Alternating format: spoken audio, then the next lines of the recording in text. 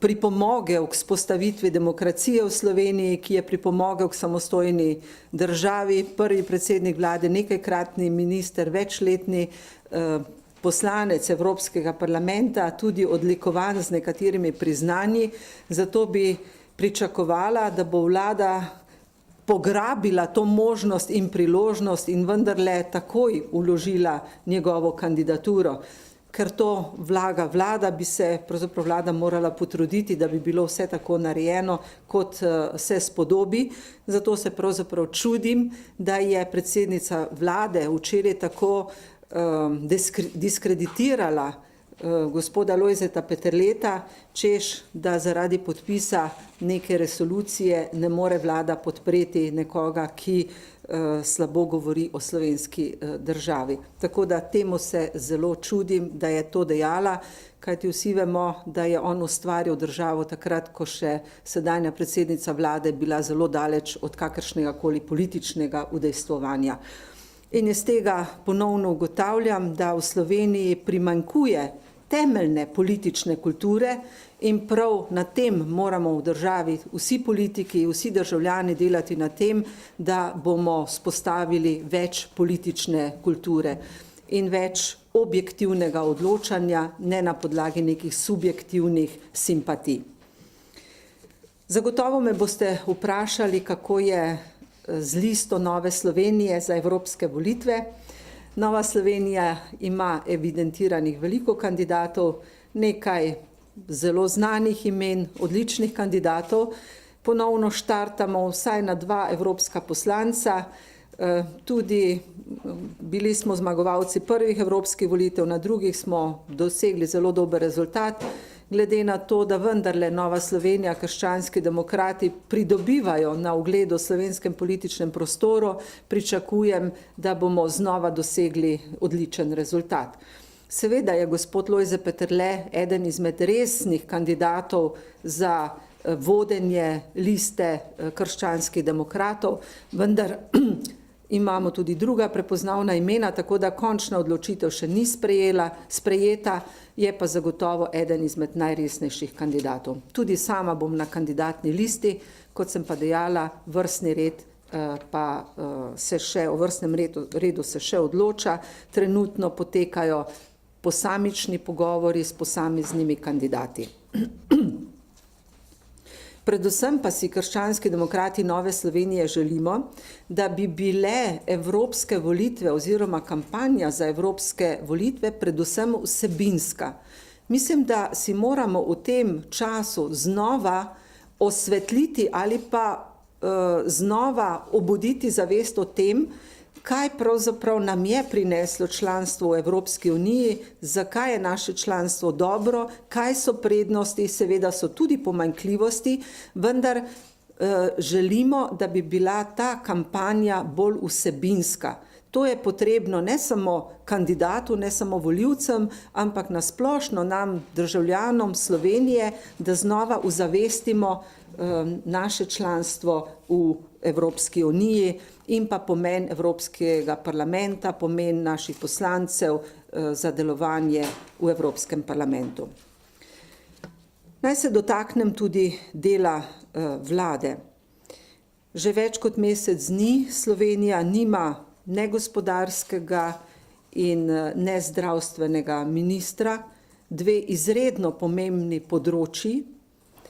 Zato Nova Slovenija pričakuje, da bo predsednica vlade čim prej predlagala nove kandidate in pa seveda tudi ustrezne reforme na obeh področjih.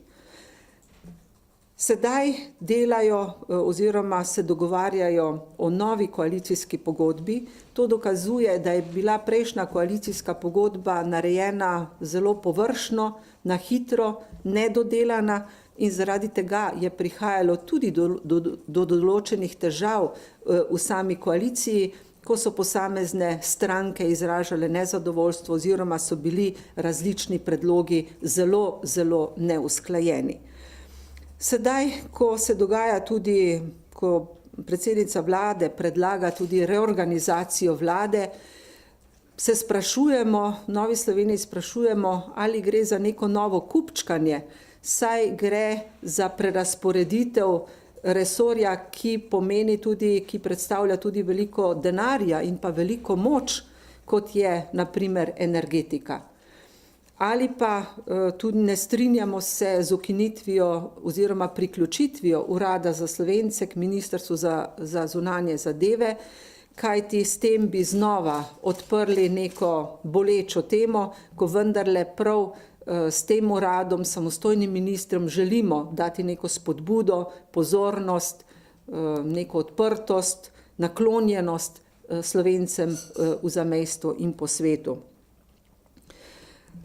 Zato se mi zdi tudi neprimerno, da vlada želi znova reorganizirati nekatere resorje, ker to pomeni novo izgubo časa, glede na to, da smo že na polovici mandata, če bi šlo za redne volitve, in ob tem, da vendarle bo morda šla predsednica vlade po zaupnico, kot je obljubila, ker jaz ne verjamem, da je tista zaupnica bila tudi res prava zaupnica, ko jo je dala ob sprejemanju proračuna.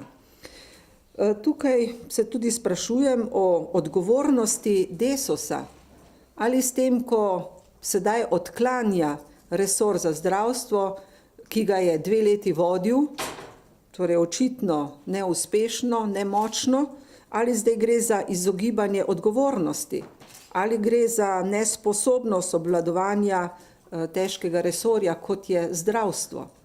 Torej, Desus, ki je že, mislim, da v 4. vladi, ima vendarle dovolj izkušenj, da bi lahko odgovorno in dobro vodil tudi takšen resor in mora imeti tudi primerne ljudi za to.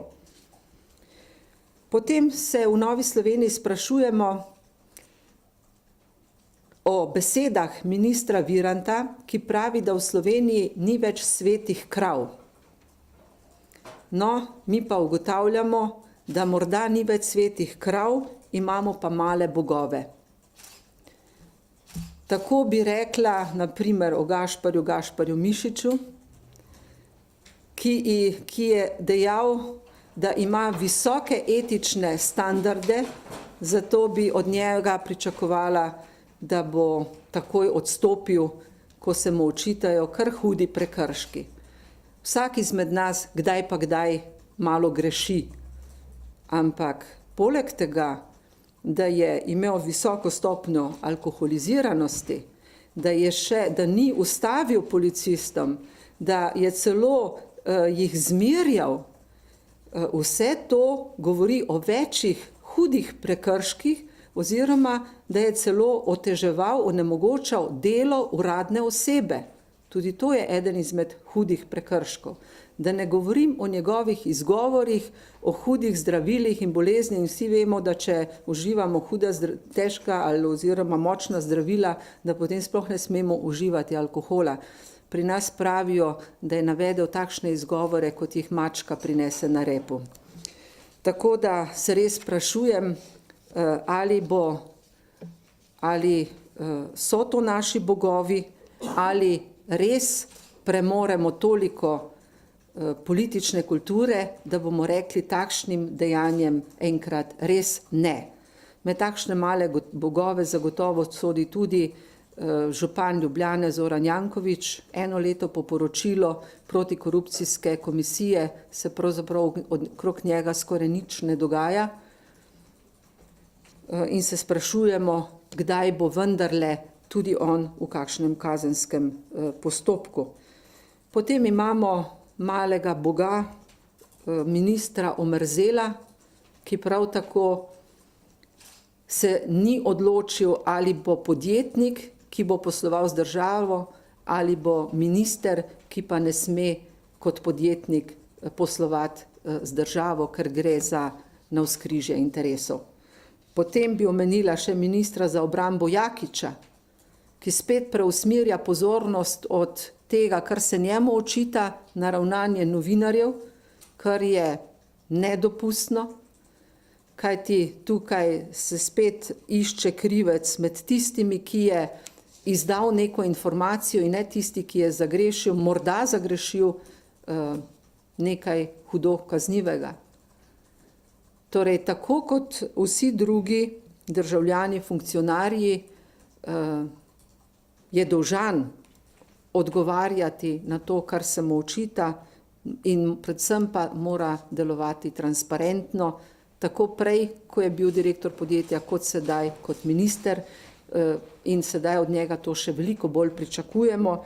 Tudi glede na to, ko predsednica vlade ves čas poudarja, kako nujna, potrebna je transparentnost. Tukaj pa vendarle gre za takšen primer, ko bo lahko dokazala, da to resno misli. Spomnila bi tudi na predlog o univerzalnem temeljnem dohodku. To se sicer lepo sliši, vsi pa vemo, da v tem trenutku Slovenija nima niti najmanjših pogojev, da bi dejansko imela ta denar in lahko to tudi izplačevala. To bi pomenilo nove davke, dodatno delo za tiste, ki že sedaj veliko delajo in plačujejo veliko davkov, nove obremenitve. Novi Sloveniji menimo in krščanski demokrati smo prepričani, da vsak človek želi delati, želi biti ustvarjalen in se mu mora v to največji možni meri tudi omogočati.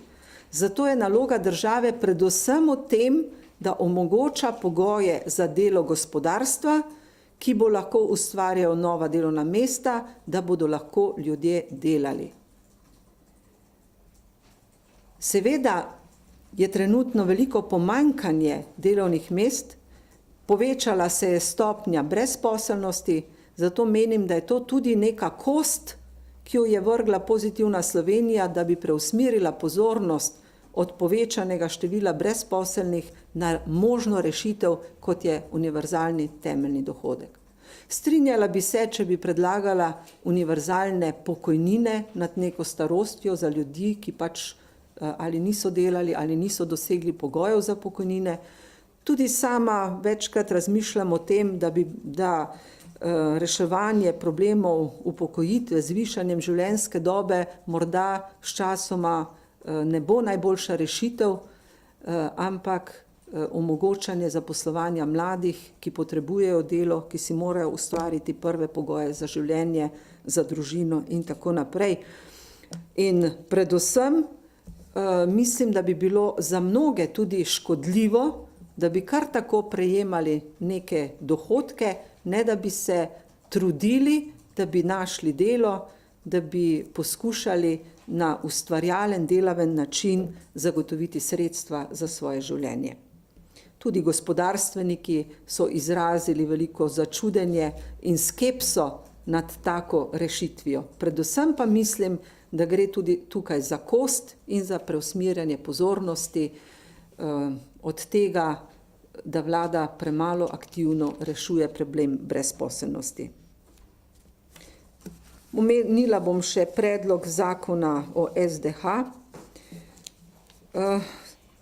Torej rešitve, ki jih je ponujala prejšnja Janševa vlada, oziroma namen ustanovitve državnega holdinga je bil predvsem v tem, da bi se državno premoženje preneslo na ta holding, da bi se upravljalo bolj racionalno, učinkovito in pa predvsem, da bi država prodala v največji možni meri to premoženje odgovornim lastnikom. Saj naloga država ni upravljanje s podjetji, ampak naloga države je, da pobere davke in potem organizira druge stvari v življenju, ki jih mora organizirati država. S poslom se pa naj ukvarjajo tisti, ki to znajo delati, ki so odgovorni lastniki in naj odgovorno plačujejo davke, s katerimi potem razpolaga država. Pa tudi čudi nas, da v nadzornem svetu opozicija nima prav nobenega člana, kajti to je bila največja zahteva pri sprejemanju prejšnjega zakona in očitek, da opozicija vendarle mora imeti svoje člane v nadzornem svetu. Tako da s tem novim predlogom nismo zadovoljni. Pa še nekaj, kar nas zelo čudi, da se iz tega predloga izvzema energetika, sod in kat, pravzaprav tista področja, kjer se obrača največ državnega denarja. Toliko zaenkrat. Vaše vprašanje?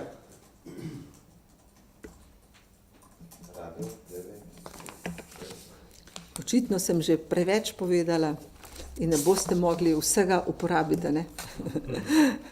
Hvala lepa. Nasvidenje. Hvala pa, dobro.